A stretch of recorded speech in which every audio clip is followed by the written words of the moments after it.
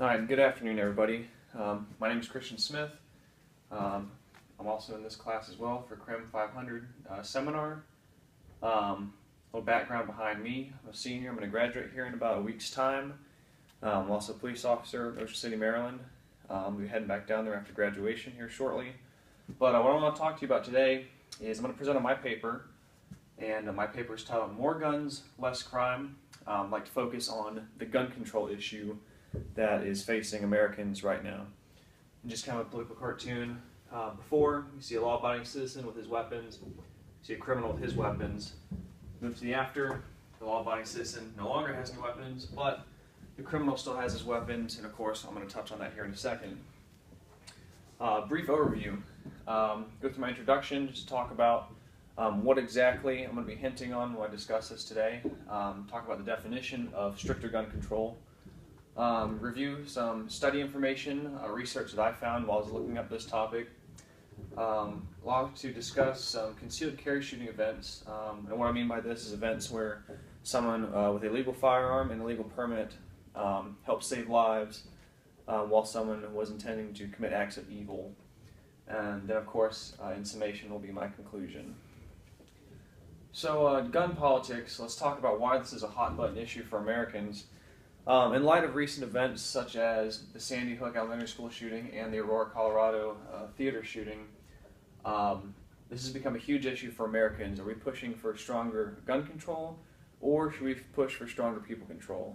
It's a well-known fact that the mental health system in America is failing, much less non-existent.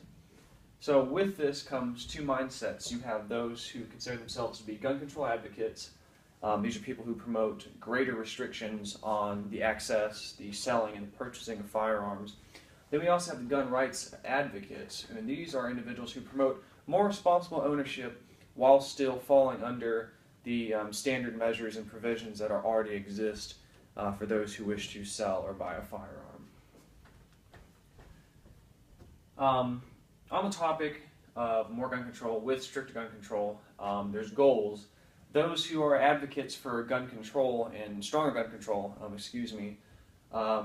they believe that with the provisions of stricter gun control, we will see reduced mass shootings, and they will help reduce the availability and accessibility of firearms to criminals. Now, back in 1994, under the Clinton administration, there was such an act called the Federal Violent Crime Control Act, and what this act entailed was it prohibited assault weapons and high-capacity magazines from being not only manufactured but sold. However, this act expired in 2004 under the Bush administration due to what's called a sunset provision. If the act is not renewed, it will die within 10 years. Now, a law similar to the FVCCA passed by President Clinton was just passed in January of 2013 by Andrew Cuomo in the state of New York, and this is the New York SAFE Act. The New York SAFE Act stands for the Secure Ammunition and Firearms Enforcement Act up in the state of New York, and what it does is it limits the type of weapon a New York resident may own, and also limits magazine capacity of said weapons. So, the SAFE Act has come under a lot of criticism by residents and non-residents of New York State, in that some see it as unconstitutional or even tyrannous. Interestingly enough, the SAFE Act was created to place more restrictive measures on those who wish to purchase firearms within the state of New York. Interestingly enough, restrictive measures have been in place for years inside New York State and also the country as a whole. A lot of the criticism that falls onto the New York SAFE Act is that the SAFE Act is based on appearance, not actual weapon characteristics. So a lot of these issues are cosmetic issues and not actual issues about what the weapon can do. So let's look at this, for example. This is your standard M4 carbine or your civilian AR-15 platform. A variety of manufacturers make this weapon. Bushmaster, Colt, Smith & Wesson all make weapons similar to this. This is your standard AR-15 platform. This weapon characteristics include a collapsing or foldable stock. It also carries a pistol grip. It carries a 20 to 30 round magazine capacity.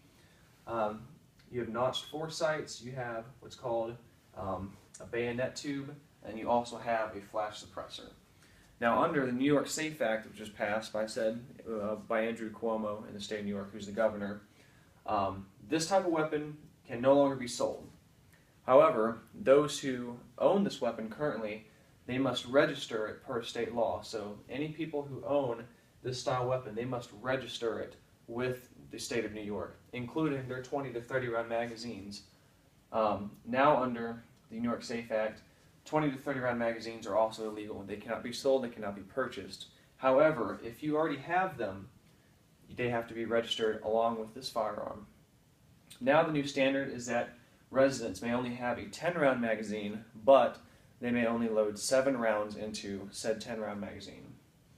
So this is an AR-15. It fires a 5.56 millimeter NATO round, more commonly known as a 223 round.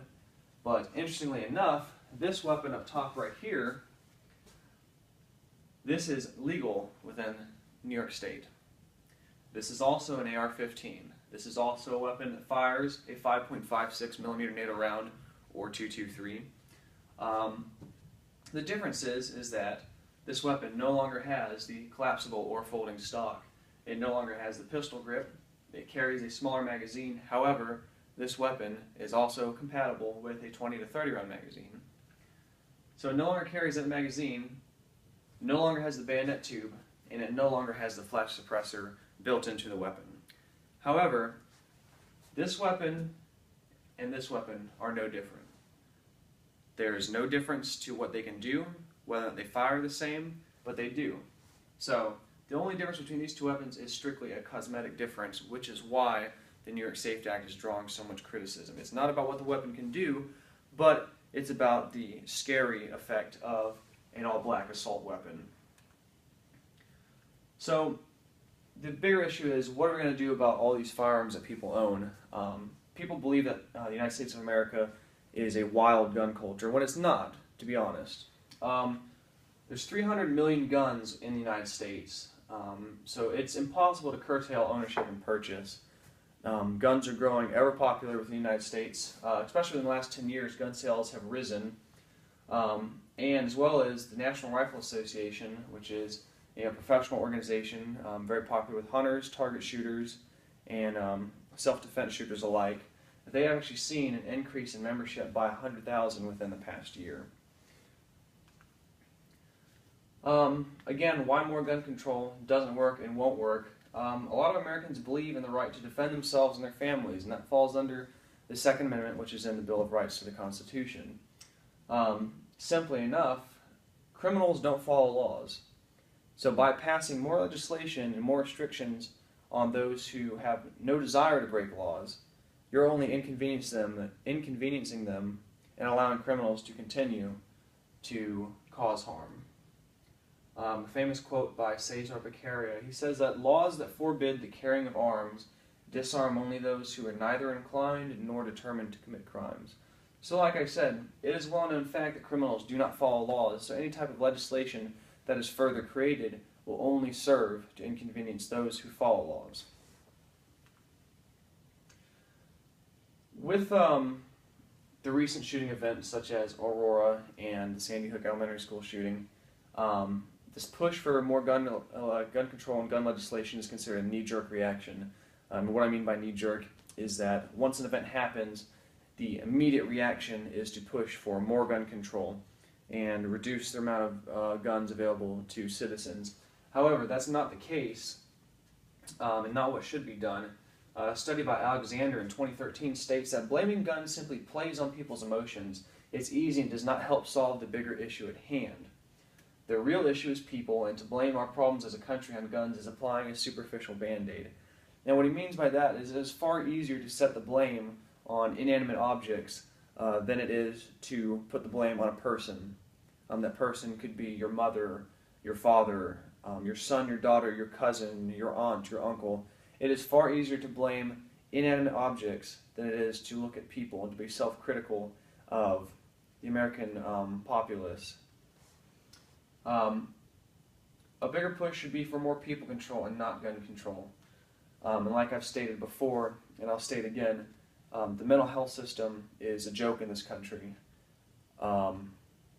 So we focus all of our money now, and lawmakers would like us to spend more money on making guns harder and harder for people to get, which, to be honest, they're already kind of hard to get to begin with, as everybody goes under a background check that goes to purchase a firearm legally.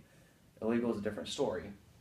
Additional gun laws would not have prevented Adam Lanza from murdering 20 in Newtown, Connecticut, and including those that he murdered inside that elementary school that day.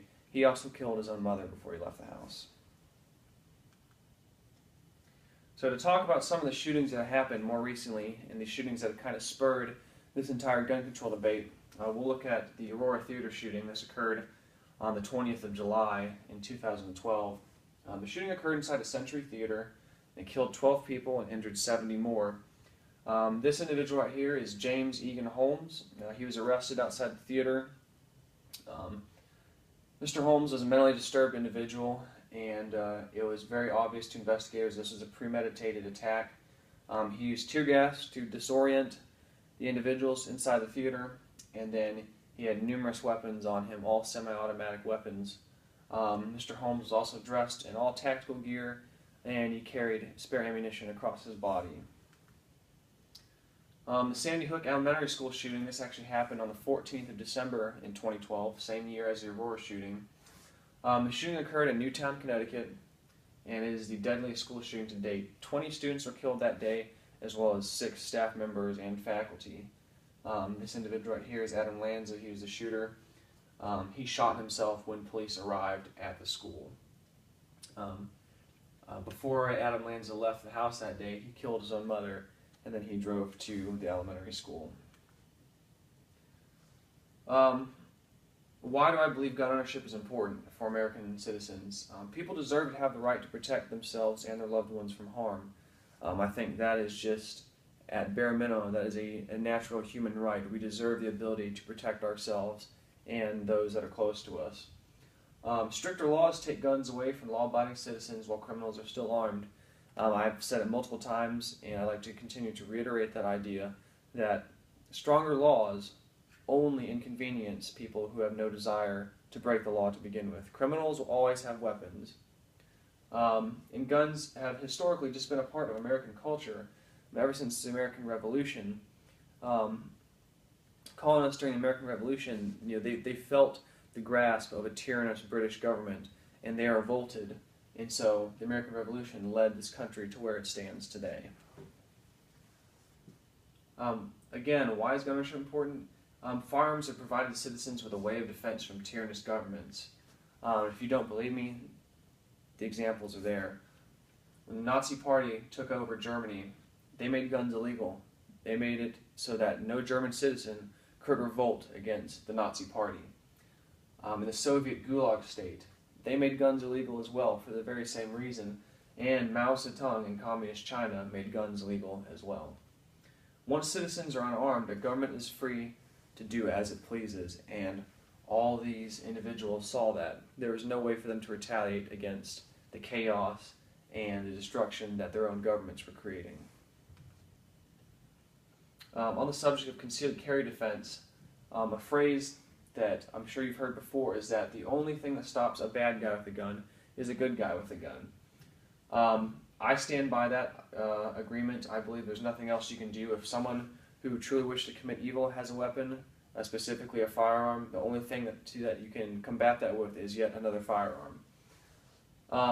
There's some discussion between shall-issue states versus may-issue states. Pennsylvania is a shall-issue state. This means that any qualifying adult that can pass a background check and is of 21 years of age within the state of Pennsylvania, the state must provide them with a concealed carry permit.